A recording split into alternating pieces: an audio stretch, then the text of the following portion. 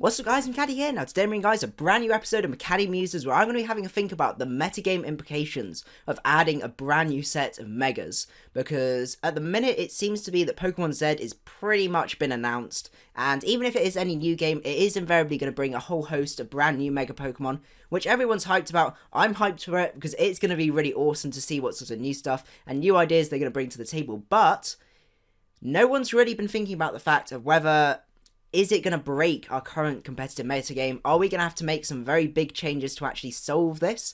So hopefully in this video I'll try and sort of give my thoughts on this and actually start getting other people and also you guys to also just start thinking about this, because it's something that no one seems to thought about for the time being. Maybe I'm ahead of the I don't know, maybe I'm ahead or something like that, but it's something that should definitely be discussed and considered. So what I'm going to do is going to put down some of sort of the advantages and disadvantages that I feel adding new mega Pokemon does to our competitive metagame at the minute, and maybe some possible solutions to some of the downsides as well.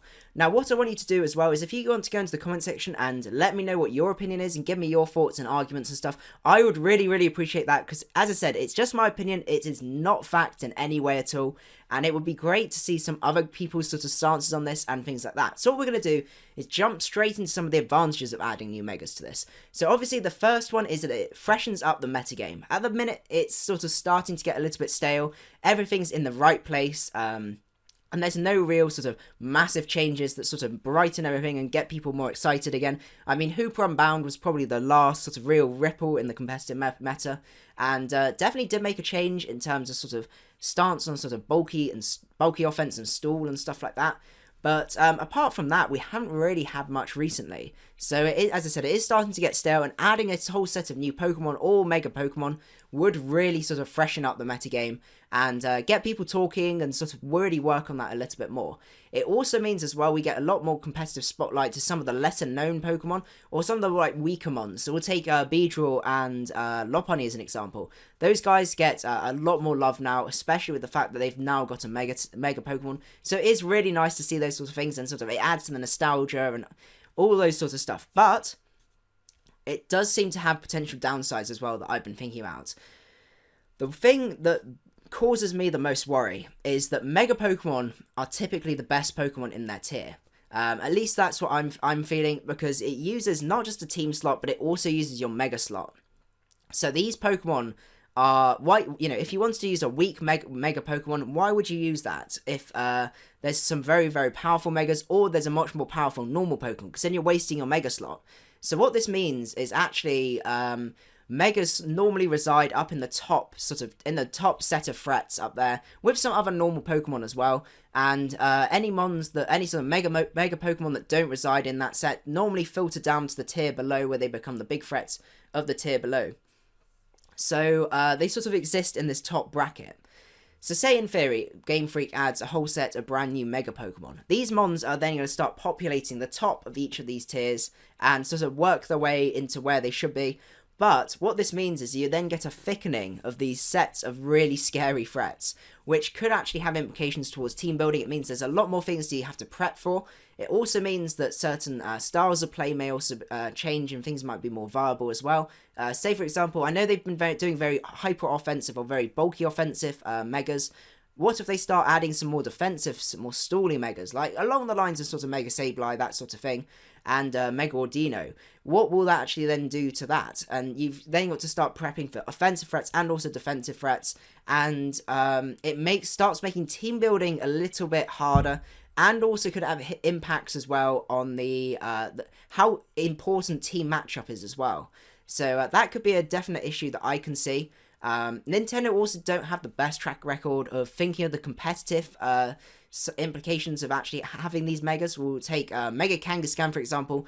In VGC and stuff, that thing is just overused completely because it's just so powerful.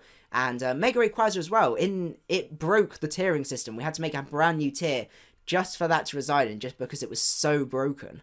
So, as I said, Nintendo don't seem to have the best track record on that. And my worry is if you start having too many Megas, up in that top bracket of each of the tiers as well, you're going to start having megas banned. Now, if you're going to ban the megas, then why get hyped about them?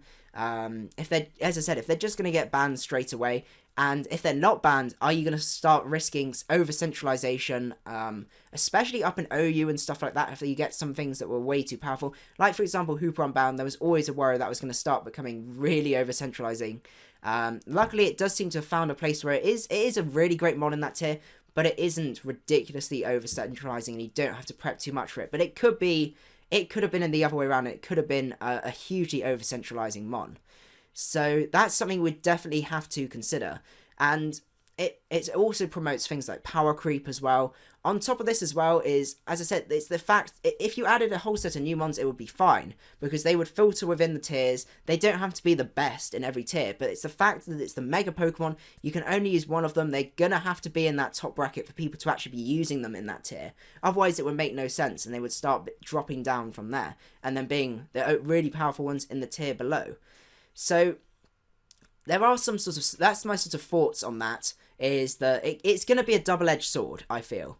We're going to get a lot of hype, a lot of freshness, a lot of excitement about the competitive side, because we're adding all of these really exciting new megas and stuff like that.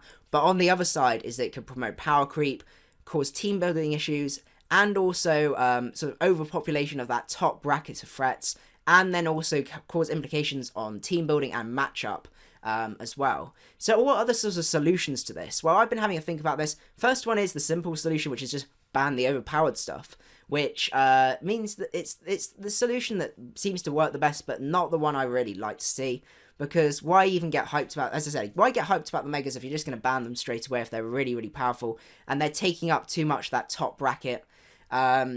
The other way we could consider this is to actually introduce a new tier, say maybe make BL a tier, so some of the lower sort of OU side of the megas can actually shift down to there, and maybe some of the top UU ones and sort of merge through there, and it means the number of megas in each tier stays approximately the same. The issue I find with this, though, is that, say for example, they'll probably expect, we're expecting maybe sort of upwards of 15 new megas at the most. Well, in a new tier, you're having about 30 to 40 mons within that tier. So where are the rest of those mons going to come from?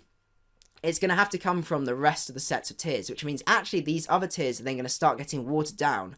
And that could also cause a few problems as well. Having smaller tiers and more of them just, that introduces a whole host of new other problems as well. So I don't know if that is the solution as well. It's a really, really hard thing to discuss. But what I do hope is you guys actually have a think about this as well. Let me know down in the comments as well. And leave a like as well if you did enjoy the video as well. Because it is really, really difficult to tell at this point. But it is something I feel that needs to be raised. And I may even discuss it later on a little bit more in depth once we get a bit more information about how many megas we're getting and stuff like that. But anyway, I hope you guys enjoyed the video. And I will see you guys at the next one. Macadii out.